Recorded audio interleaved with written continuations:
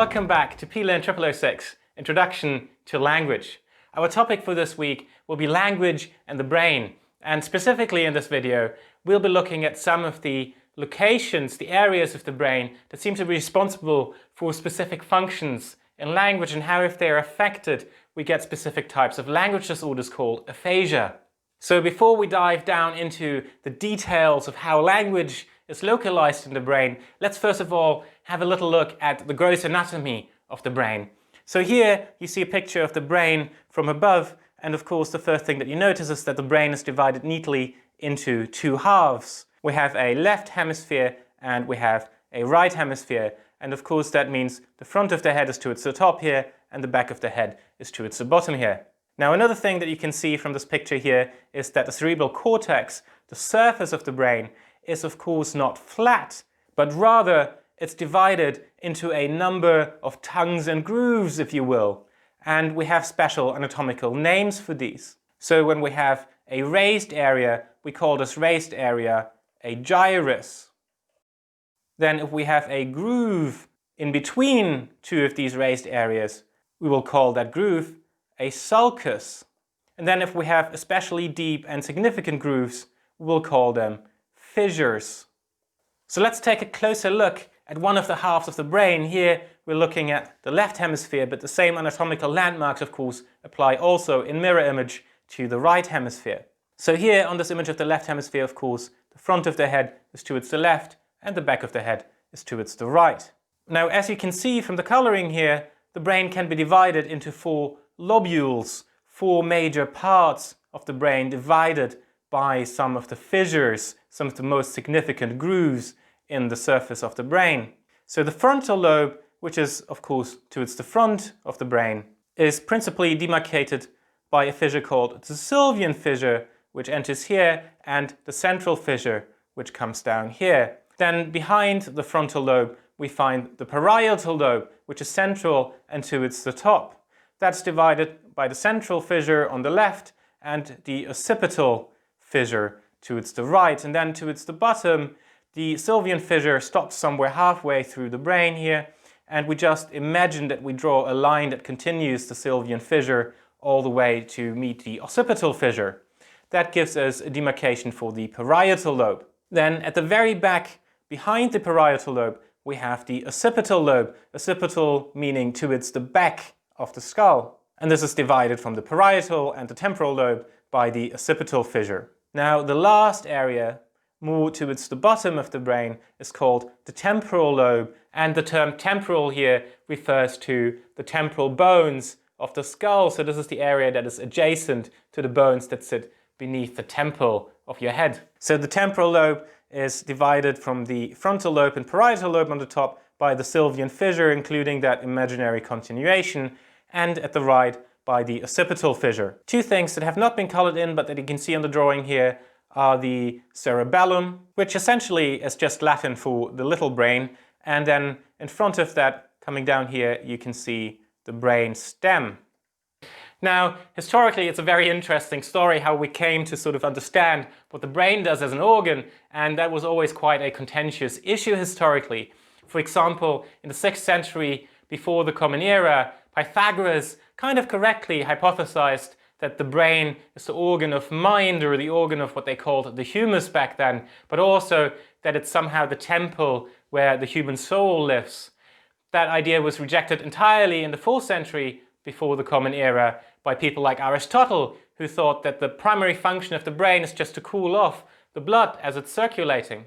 It was only later in the 18th and early 19th century that we started getting a better idea of exactly what the brain does and what types of functions of the mind it's responsible for. And even then, it still took us quite some time to get to the kind of understanding of the brain that we have nowadays. One of the principally influencing factors leading us to the kind of view that we have of the brain today actually stems from a pseudoscience called phrenology. Note, this is not phrenology, we're talking about Gall's phrenology, which you will probably be mostly familiar with from those kinds of skulls that have drawn on them different areas that refer to different traits of character, for example, the different thinking abilities. Now, even though the idea that Gall had about measuring the skull and thereby inferring that some presumably underlying area of the brain is responsible for having good or negative character traits in that way, is an absolute pseudoscience. This idea that the brain is actually divided into localized areas that have special functions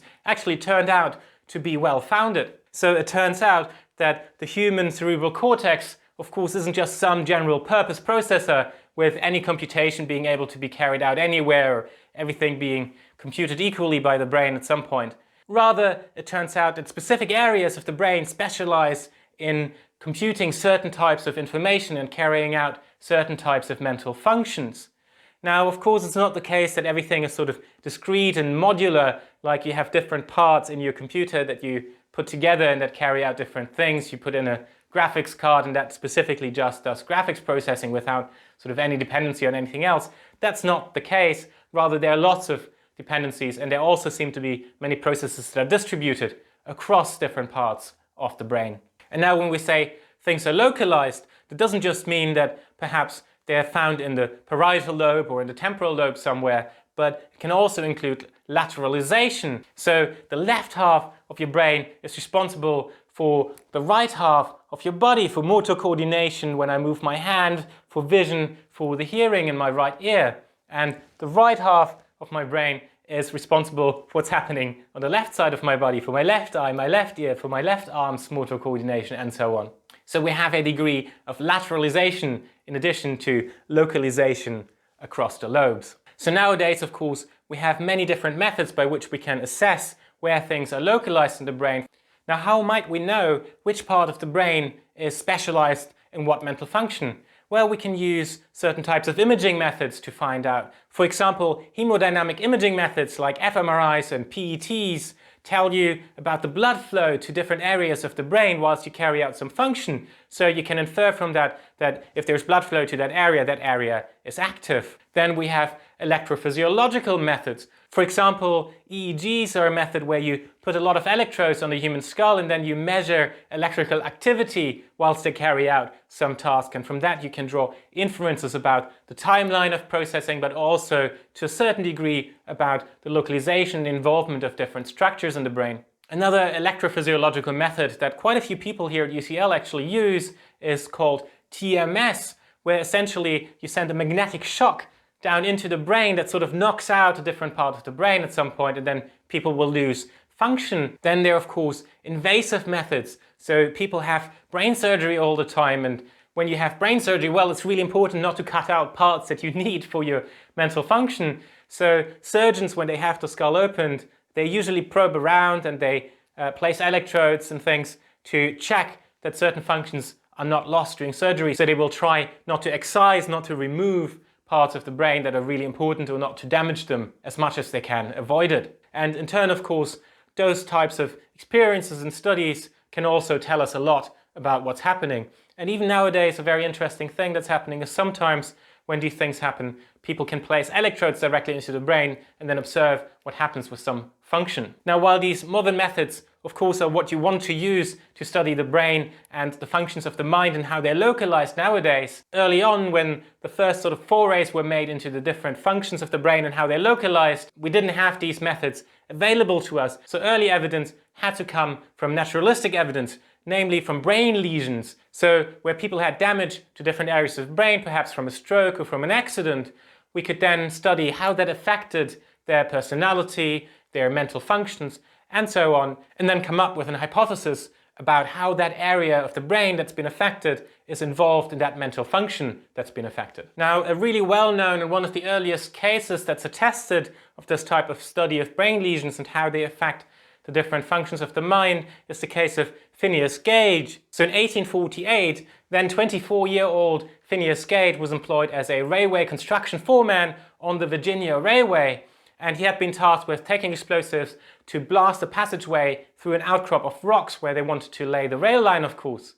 So to blast away this rock, what you had to do was you drilled a deep hole and then you put a charge inside, and of course you had to compress that charge. It's something that's called tamping, and for that you had a big iron rod that you would shove down the hole and then you would hammer in and you would compress the charge with that. Now, whilst Phineas Gage was doing that, he got distracted by someone asking a question, and he turned around, and as he turned around, an accident happened and the charge set off whilst The temping pole was still inside, and the temping pole shot out, and it shot straight into his head. It shot through his mouth, through his skull, and came out sort of at the center top of his head, piercing in the process not just his skull but also the frontal lobe of the left hemisphere of his brain. So that's what you can see in this drawing here. And then if we take a look at the part of the brain that was affected by this, you can see here that this was pretty much the front half of the frontal lobe that was damaged by the rod passing through. Now, Phineas Gage somewhat miraculously survived this accident, and so we can ask, what effect did this have on his mental faculties? And it turns out that his ability to speak and comprehend language was pretty much perfectly intact, even after this metal rod has passed through. In fact, as the story goes, whilst he was still conscious, he was actually still speaking to the people around him and telling them the story of what had happened. However, it was reported that Phineas Gage had major changes in his character traits, in his personality and in his behaviors, even though it's actually somewhat contested to what degree he made a social recovery after that. So he might well have recovered from some of these behavioral impacts early on. However, we don't know all that much about what happened later on. Phineas Gage, turned out, died about 10 years later of an unrelated cause. Now, specifically for us as linguists, who are of course interested in how language might be localized in the brain, big forays were made in the 1860s when Paul Broca started to undertake autopsies on patients that had aphasia, that were unable to fluently produce language. Now, the discovery that Broca made was that the patients on which he conducted these autopsies all had damage in the left inferior frontal gyrus, an area just about here, and you can see one of these brains here. So as you can see, this has damage here in the left inferior frontal gyrus. So this area subsequently became known as Broca's area, and as you can see more detailed in this diagram here, this is just behind where the rod passed through Phineas Gage's head, right? So the rod passed around there, just passing shy of Broca's area. Now, this discovery led Broca to propose in 1864 that language is left lateralized, that language is a function of the left hemisphere of the brain, and more specifically, that language production is localized in Broca's area, in this part of the left inferior frontal gyrus. Now, the type of language disorder, the type of aphasia that patients with damage in Broca's area suffer is usually known as Brocas Aphasia, sometimes also called expressive or agrammatic aphasia, because the primary problem that people experience that have damage in this area is with speech production, and especially with producing things that have grammatical function. So Brocas aphasia is typically characterized by a lack of function words and of inflectional morphology, and the patients will have difficulty forming sentences and sometimes even using morphology to form words. However, their ability to comprehend language usually stays largely intact, and I say largely here because they do have some problems, and that seems to again be linked to specific types of grammatical relationships. For example, patients with Brocas aphasia often have difficulty understanding the thematic roles of a sentence. For example, things such as who is the agent, who is the patient of a verb. So to get a bit of an idea of what the speech of someone with Brocas aphasia looks like, let's have a look at this video showing Michelle, who when she was 17 years old had an accident and consequently had a stroke and then suffered from Brocas aphasia. And here she's having a chat with her speech therapist, who's asking her to explain the story of The Wizard of Oz, which is one of her favorite films. Okay, so tell me your name. Michelle Wen. All right, and do you know the date today, Michelle? This month? Uh-huh. April 23rd, 26th. 25th. 25th. Good. Yeah. And what year is it? 2011. All right, and do you know the day of the week? Day of the week? Monday. Okay. So first I just want you to count to 10 for me out loud. 1, 2, 3, 4, 5, 6, 7, 8, 9, 10. Okay, and then can you tell me the days of the week, starting with Sunday? Sunday, Saturday, Monday, Tuesday, Wednesday, Thursday, Friday, Saturday. Good, then comes Saturday. Good. All right, and I wanted you to tell me about a movie that you know really well. So can you tell me what The Wizard of Oz is about? It's about this girl who she kept all her stuff, and she had a boy Totio. Toto, Yeah, her dog, right? Yeah. Uh-huh. And well, then she walked to there's a spiral A tornado. tornado, Okay. and she got to the table, Okay. and then she would all these Are you talking about the Munchkins? yeah, munchkins, and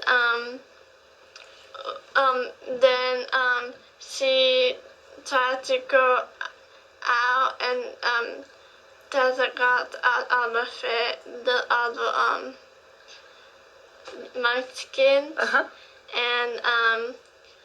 and she goes to I can't explain. Okay, so I think you were starting to tell about how she lands on the Wicked Witch, Yeah. kills her, and then meets a good witch, and then starts on her journey down the yellow Big road. good to Oz. Okay, thank you so much. Thank you.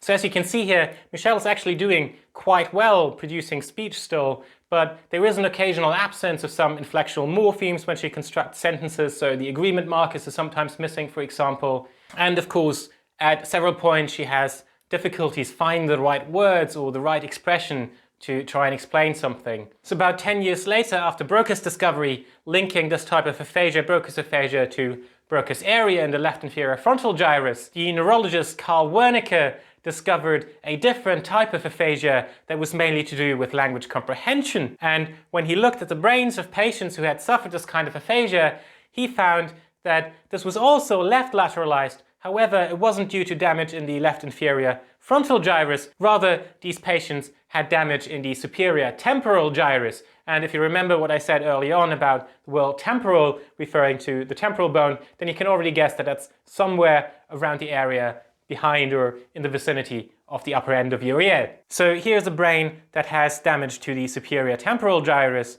and to this area that seems to be implicated in language comprehension, which of course is now known as Wernicke's area. And Wernicke's area, as you can see from this diagram here, is located sort of at the end of the sylvian fissure where we started drawing our imaginary line.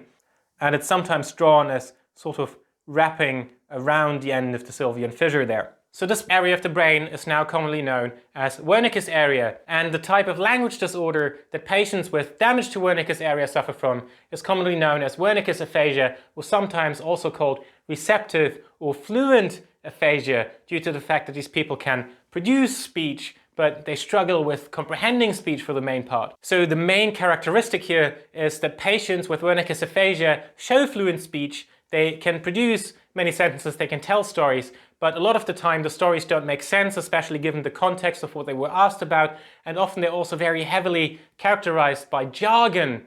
So perhaps words that are used in a context that doesn't make any sense for you at all, or they have specific words that replace a whole set of vocabulary. And it turns out that their speech comprehension is very severely affected. So they have difficulty comprehending sentences, and sometimes in more severe cases they have difficulty even comprehending single words. So to get a bit of an idea of the presentation of someone with Wernicke's aphasia, let's have a little look at this clip of a speech therapist having a chat with a patient called Byron who has aphasia as a consequence of a stroke. Hi Byron, how are you? I'm happy. Are you pretty? You look good. What are you doing today? We stayed with the water over here at the moment and talked with the people, with them over there. They're diving for them at the moment. They'll save in the moment. He'll have water very soon for him. With luck for him. So we're on a cruise and we're about to We get to will Juneau. store it right here, and they'll save their hands right there for them. And what were we just doing with the iPad? Right at the moment, they don't show a darn thing. With the iPad that we were doing. Like here? I'd like my change for me and change hands for me. It would happen. I would talk with Donna sometimes. We're out with them. Other people are working with them. I'm very happy with them. Good. This girl was fairly good and happy. And I play golf and hit other trees. We play out with the hands. We save a lot of hands on hold for people, for us, other hands. Of what you get, but I talk with a lot of hand for him. Sometime. I talk of any more to saying. All right. Thank you very much. Thank you very much. I appreciate it, and I hope the world lasts for you. Thank you. It's been a pleasure. Bye-bye. Have a good day. So as you can see, Byron's speech is pretty much unimpaired. He speaks pretty effortlessly, and you wouldn't know that anything was wrong if you didn't pay attention to the mismatch between the stories that he relates and the questions that he was actually asked. So there seems to be a lot of difficulty with comprehension on his part. He seems to struggle to understand the questions that are being asked of him. However, it's not the case that he doesn't get what's going on at all. You can see that when she probed for some questions, the direction sometimes changed with the answers that Byron gave. And of course, in the last very highly conventionalized interaction where they said bye to each other, you could see that Byron had a much better understanding of what was happening there, and the reactions and what he related was very appropriate to the situation. Now, there are two other types of aphasia that I briefly want to mention before we finish for today. That's conduction aphasia and anomic aphasia. In conduction aphasia, the expressive and receptive abilities of the patient are largely unimpaired. However, they have a very specific problem repeating words, so they can't repeat accurately what they hear. While conduction aphasia is really rare in comparison to other types of aphasia, it's nonetheless really interesting for us who are interested in how language works in the brain, because it seems to show that there must be some other kind of specialized structure that can get damaged that seems to be specifically involved in tasks that involve repeating what we have heard. And then finally, patients with anomic aphasia again seem to have largely preserved receptive and expressive abilities, but they have difficulties with word finding and with word comprehension. And then finally, in patients with anomic aphasia, even though there always is an overlap to some degree with other types of aphasia here, we find that they have relatively well-preserved expressive and receptive abilities. However, they have major difficulty with word finding, similar to what you experience when you have a tip of the tongue phenomena. You're just like, I know this word, it won't come out. And also they have problems with word choice, where it seems difficult to pick the appropriate word from an area of similar or related words to refer to a specific concept or thing. Now, a really interesting thing about anomic aphasia, in contrast to the other types of aphasia that we've discussed, is that it seems to be very difficult to localize in the brain. In fact, it seems that this process is much more distributed, showing that not everything is necessarily concentrated somewhere in the brain, but that things like word finding and word choice seem to be a function that is carried out much more distributed in the brain and seems to draw a much more different structure. So to summarize what we've seen today, first of all, we've seen that the brain has localized areas that specifically cater to certain functions. For example, speech processing, reading, constructing sentences, syntax, semantics, and so on.